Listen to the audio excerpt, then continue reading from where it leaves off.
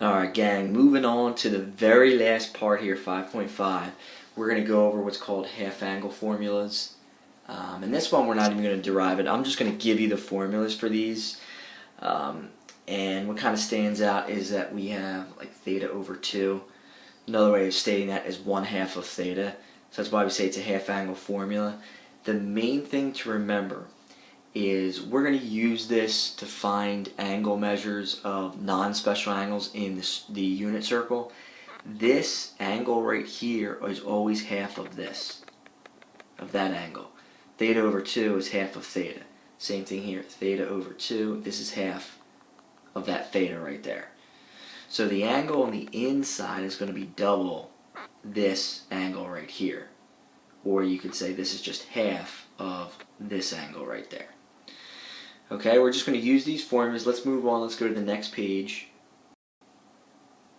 Okay, we're going to do, let's do A and C.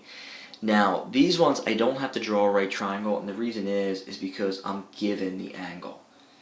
Now, it's saying I want to use a half angle identity to find the value of each. Well, if you look at this, 15 degrees, I don't know what that is. I don't know what that is in fraction form because it's not a special angle. I can't draw a right triangle for it. So the only way I can do this is I want to use a half angle. Now, if I want to find the sine of 15 degrees, let's see here, 15 degrees, it's like saying if you have sine of theta over 2, it's like saying this theta over 2 is 15 degrees, so therefore theta has to be 30. So when we use the formula, this is the formula. For sine, it's 1 minus cosine of theta over 2. Well, this theta here, I figured out, has to be 30. Remember, whatever angle we want to find, in this case it's 15, it has to be half of this angle right here. So really what it's going to be, and this one's going to get messy with some fractions, this is going to wind up being 1 minus cosine of 30 over 2. Okay, I'm just going to kind of zoom in here. Okay, it's going to get a little ugly with this fraction. Okay, then if I just evaluate this, well, here's a good thing. When you always use this formula, this angle here that I'm underlining, it's always going to be a special angle. So I know what cosine of 30 is. Cosine of 30, it's in the first quadrant, that's root 3 over 2. So we wind up getting the square root of 1 minus root 3 over 2. Now, brace yourselves, this is where it gets a little bit ugly because we have complex fractions, we have a square root within a bigger square root. Let's just focus on this top. If you have 1 minus root 3 over 2, I'm going to write this right here as a side note.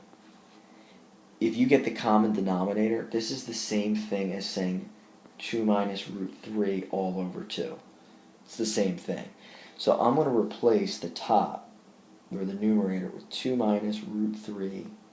That whole thing's divided by 2, that's the numerator. I'm going to say it's over 2, and that's all in a square root. Alright, now if you're dividing by 2, it's the same as multiplying by 1/2. So really you just wind up multiplying these two denominators.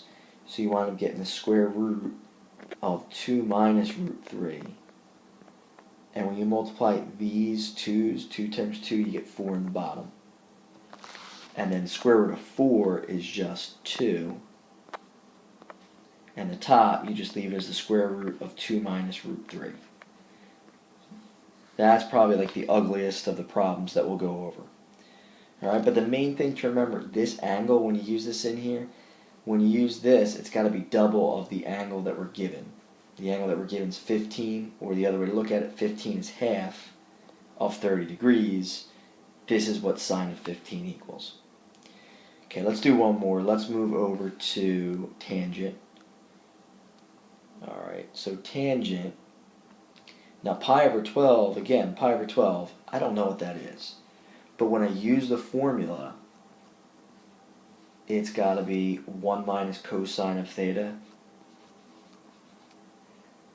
And then to use this formula, this theta in here has got to be double this pi over 12. So if you did 2 times pi over 12, that reduces to pi over 6. So in the formula, it's 1 minus cosine of pi over 6 divided by 1 plus cosine of pi over 6. And again, the other way to think of it, pi over 12 is half of this pi over 6. Now pi over 6 is just like the 30 degrees. So if we evaluated this, again, cosine of pi over 6 is the root 3 over 2. So we get 1 minus root 3 over 2, and then 1 plus root 3 over 2. Now I'm going to stop here, and I'm just going to say this is the answer. And the reason is because if you have two terms in the bottom and the top, and you have square roots within the square roots, I'm not going to ask you to get the common denominator and then keep, change, flip. This one, if we continue this by trying to do, trying to get the same denominator and rationalize it, it would probably take us like another 5 or 6 minutes, and there's really no point to it. So these ones, I'm going to be real lenient with the tangent ones. Just leave this as your answer.